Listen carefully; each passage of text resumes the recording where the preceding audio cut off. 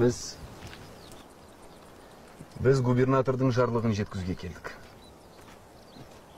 Енді әскери салықтан бөлек жылқы жинауды міндеттеп отыр.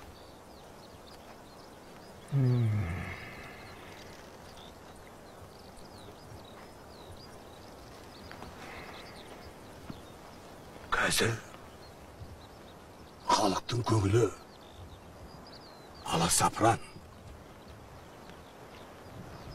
Ашуландырып алып жүрмейміз бе? Я... Қазір халықты үреймен қорқытып ұстауға болады.